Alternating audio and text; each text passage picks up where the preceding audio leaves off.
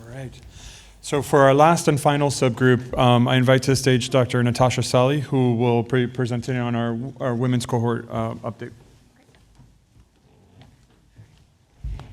Thank you. So I'm going to talk a little about our program of research that we've been doing here at University of Miami on our women firefighters, as well as give some background literature.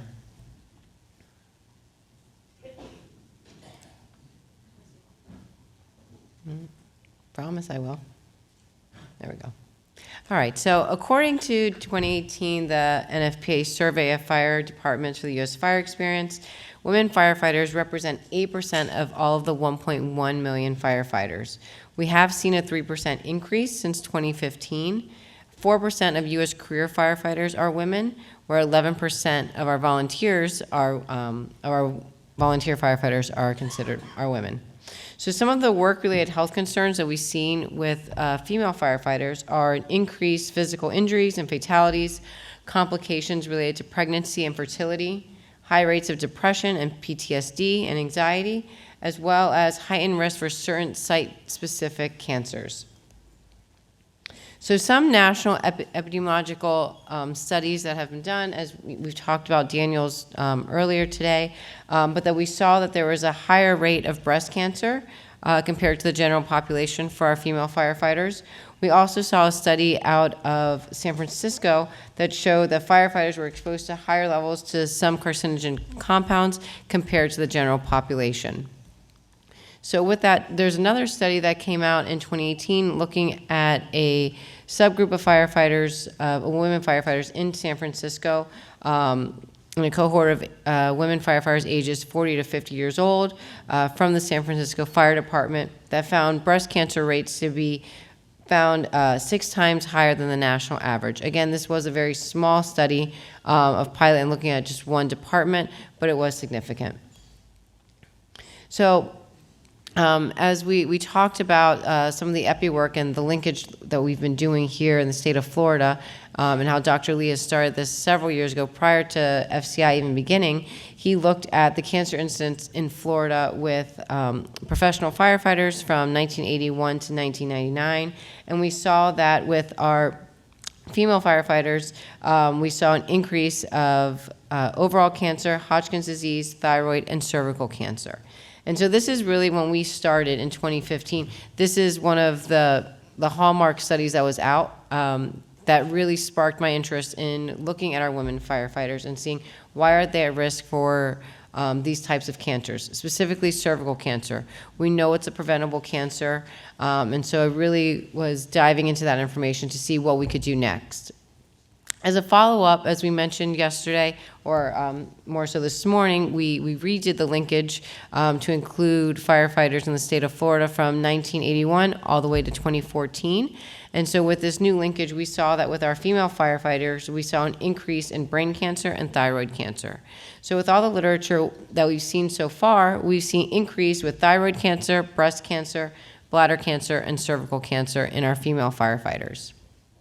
And so, some of our early work looking at our Florida firefighters, doing some formative focus groups, interviews, really wanted to understand what may be some of the barriers to care, to screening for our women firefighters. And so we learned that shift work was a really key thing, the work and home life balance and the firefighter culture, that they weren't getting screened, or at least that's what they were reporting in this piece. We took it a step further, and we did the same type of work, formative work with qualitative data collection, but at a national level. So a total of 49 women, including women from California, Delaware, Florida, and New Jersey.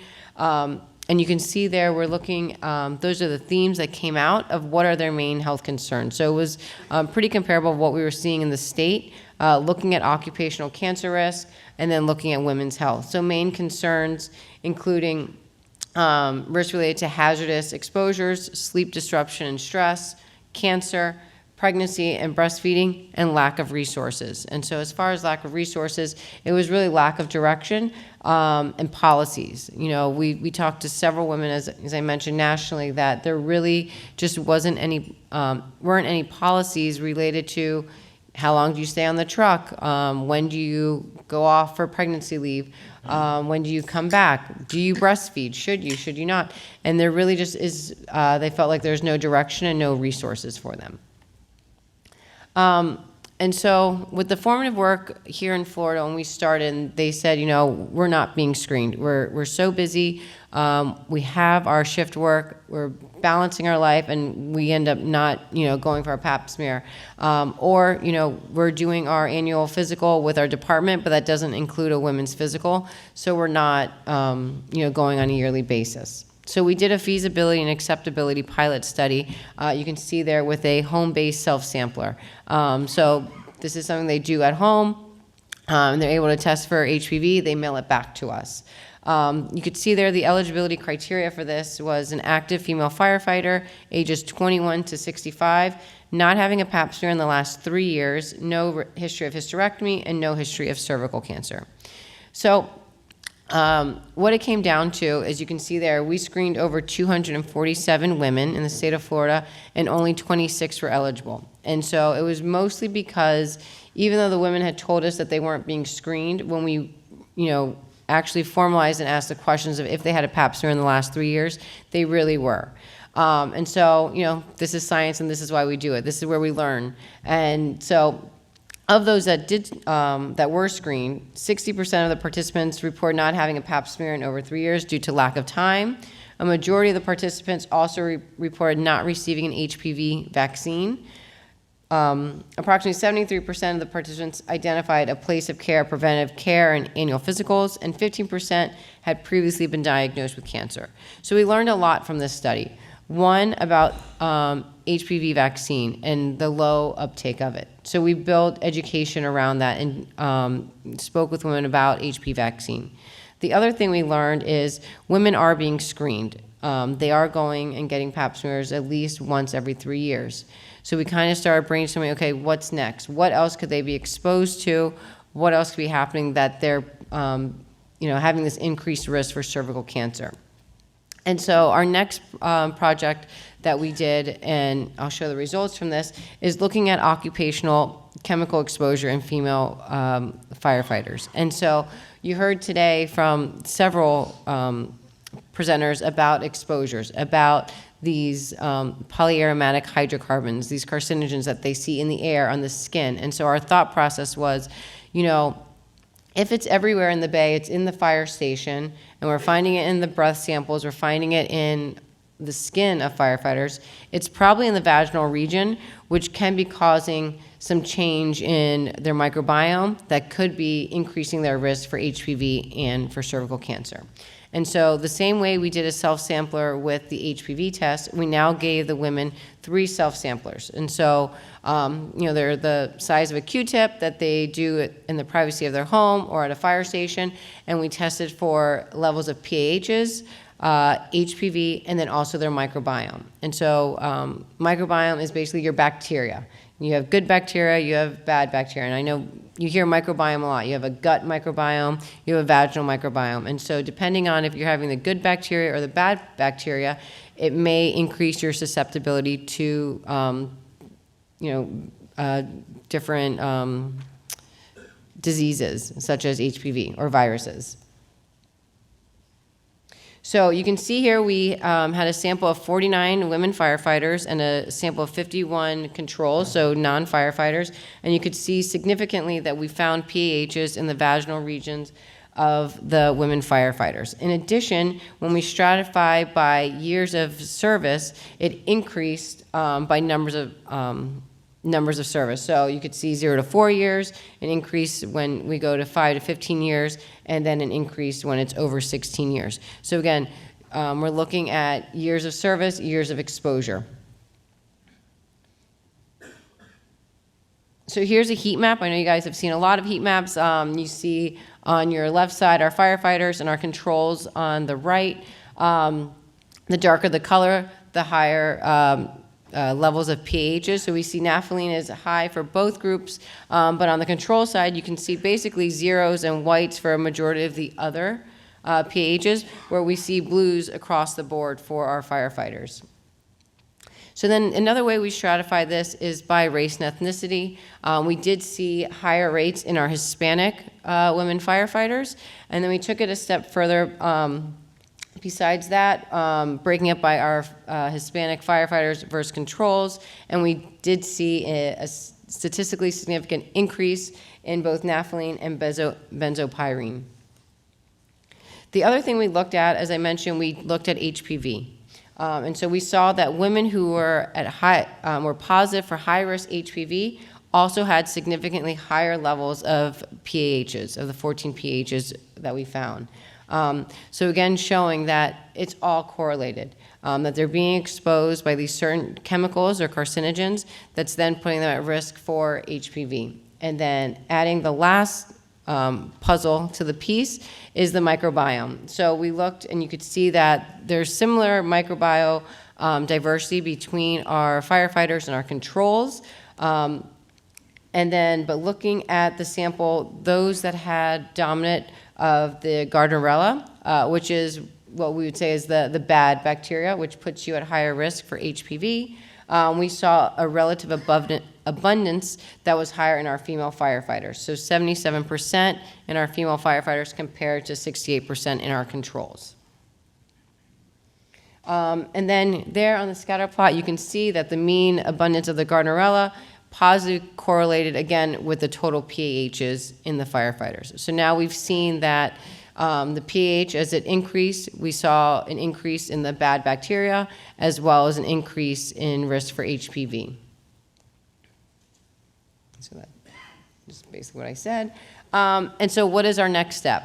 And so now we have created a cohort of women firefighters here in the state of Florida. We have actively enrolled 105 women firefighters. And not only are we including those 3 vaginal swabs, but we're also looking at what else is impacting these women firefighters that they're concerned about. So doing an optional blood specimen collection, which includes a thyroid panel, a B vitamin complex, a hemoglobin A1C, testosterone, anti-Müllerian hormone. So again, all of these concerns that women have brought, whether it be fertility, thyroid, stress, we're trying to pull that together and enroll all of the women firefighters in the state of Florida that we can follow over time. This is just a poster we presented on some of the survey data that has already pulled from this cohort. And we did see, again, that they are being screened at a high rate. So you can see that if the 26 participants that were eligible for mammograms, 100% of them had received a mammogram. 67 who were eligible for pap smears, 93% of them were getting their pap smears. So screening uptake is high in our firefighters, which is great to see. So the other thing that we've started and has been really successful, we've had our first women's seminar in Coral Springs. We held it on December 7th with 16 of our women, and so it's a day, half day that we do where we talk about the latest research in women firefighter cancer research. We also bring our clinical team to provide clinical screening guidelines and recommendations, and then give them the opportunity to enroll into the cohort. So we actually have 2 more planned next month. So one in Miami-Dade on March 8th, which is International Women's Day. So it works out really nice, and we're excited to be there. And then we will be in Jacksonville on March 19th. And I know we're working with a couple of other counties to get there. And so I know we are really over time, but just quickly, some of the cancer screenings that our clinical team recommends is self-breast exam, mammogram annually by 40, annual well women's exam. So we are recommending going yearly rather than every 3 years because of your risk. And then overall oral pharyngeal, thyroid, CBC for hematological malignancies, full body skin check, low-dose CT, urinalysis, and colonoscopy. And lastly, I just wanted to share our FCI health screening passport. So these you can get. We have them at the table. We have one for male and for females. It tells you by age and by body system what you should be screened for. You know, this is, again, coming from our firefighters telling us, you know, we're going to doctors who don't know what we need. can you make something? And that's what we did. So feel free, they're out there. They're also on the Toolkit app that are free, so you can have those. So with that, I will take any questions or one question, so I know we're short on or behind time. If not, you can find me. I will be here.